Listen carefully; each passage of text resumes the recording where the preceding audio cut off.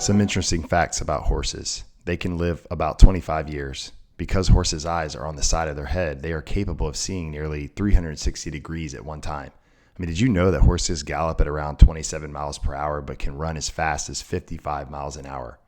I mean, horses can sleep standing up or laying down, which is pretty wild. I mean, anyone wish they could sleep standing up? An average horse weighs anywhere from about 1,000 to 2,000 pounds.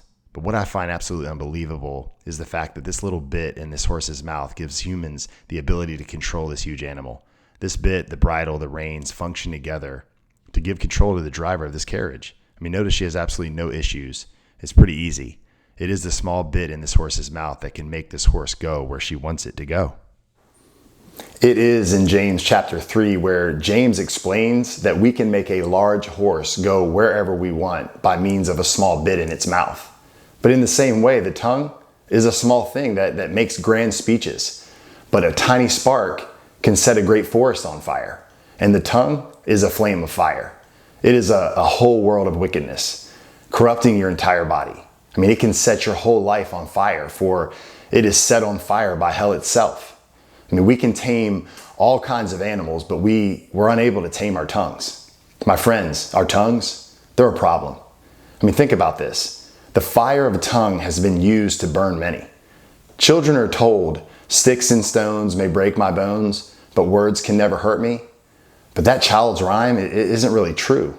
I mean, the bitter pain of a word spoken against us can hurt us for a lifetime, long after broken bones have been healed. But what others say to us and what we say to others can last a long time, for good or for evil. That casual, sarcastic, or critical remark can inflict a lasting injury on another person. I mean, the tongue is the most difficult aspect of our lives to truly control. Friends, human words are powerful. Our tongues are small, but they are capable of wreaking great havoc. I mean, any person who could perfectly control their words would be in perfect control of their entire bodies. Instead, as sinful human beings, our tongues are untamable.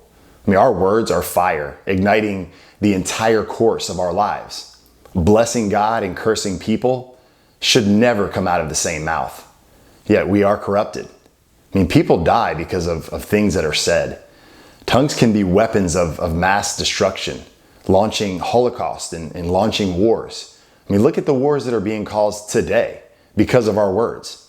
I mean, tongues, they can also be the death of marriages, the death of families, friendships, churches, careers, hopes, understanding, reputations, missionary efforts, governments.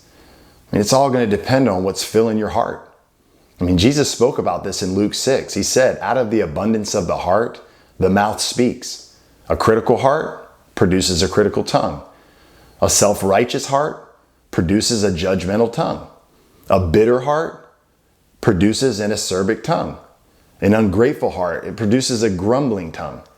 But a loving heart, that produces a gracious tongue. A faithful heart produces a truthful tongue. A peaceful heart produces a reconciling tongue. And a trusting heart, it produces an encouraging tongue. The well-timed encouragement or compliment can inspire someone for the rest of their life. So fill your heart with grace by soaking in the Bible, the Word of God. Soak in Matthew 5 or Romans 12 or 1 Corinthians 13 or Philippians 2.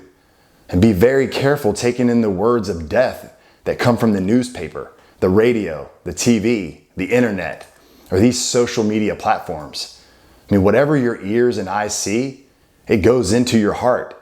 And out of your heart are those words. There is something about the person who has clearly been converted to Christ. The humbling of the proud, self-sufficient heart, the breaking of our arrogance. Our tongues are so often the most obvious index of that ungodly drive at the center of our being. But the slaying of that inner pride and the illumination of our minds in regeneration create a new disposition and an affection. The true convert will have a Jacob-like limp in his speech as well as his walk. Because in spiritual anatomy, the heart and the tongue, they're directly connected to each other. The subduing of the heart leads to the silencing of the tongue. Humility within leads humility expressed. So when Christ has fully taken over your life, your speech and your actions, they'll show. So the question I have for you is, will you speak life or death today? It is your choice. Which one will you choose?